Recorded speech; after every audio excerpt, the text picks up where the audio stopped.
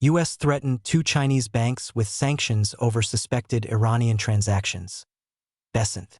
Two Chinese banks recently received letters from the U.S. Treasury threatening secondary sanctions if the agency can prove Iranian money is flowing through their accounts, Treasury Secretary Scott Bessent said on April 15. The Treasury Department announced on Tuesday that it would hit foreign banks and financial institutions with secondary sanctions if they continue to support Iran's activities, while the regime remains at war with the United States. In an interview airing early Wednesday, President Donald Trump told Fox Business host Maria Bartiromo that he had received a letter from Chinese leader Xi Jinping assuring him that China is not currently supplying weapons to Iran. He responded to a letter that I wrote because I had heard that China is giving weapons, Trump said. And I wrote him a letter asking him not to do that, and he wrote me a letter saying that, essentially, he's not doing that. Bessent said during a Wednesday White House briefing that China was satisfying 8% of its energy needs by buying more than 90% of Iran's oil, and that the ongoing U.S. naval blockade in the Strait of Hormuz should create a pause of Chinese buying.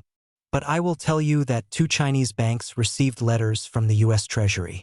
I'm not going to identify the banks, but we told them that if we can prove that there is Iranian money flowing through your accounts, then we are willing to put on secondary sanctions, Bessent told reporters. Late last month, Bessent issued a 30-day sanctions waiver allowing the purchase of any Iranian crude oil and petroleum products currently stranded at sea as global energy prices skyrocketed following the start of war between the United States and Iran.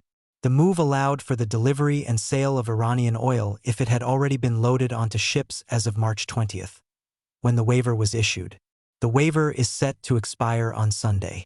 At the time, Bessent said the waiver was intended to maximize the flow of energy to the world to keep global energy prices down.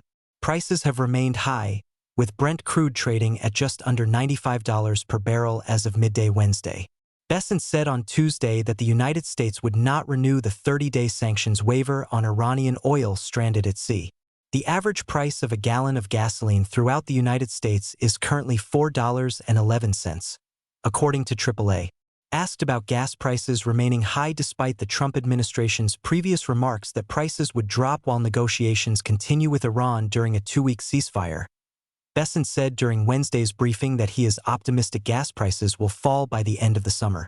I'm optimistic that sometime between June 20th and September 20th, that we can have $3 gas again, Bessent told reporters. Dorothy Lee and Aldgra Fredley contributed to this report.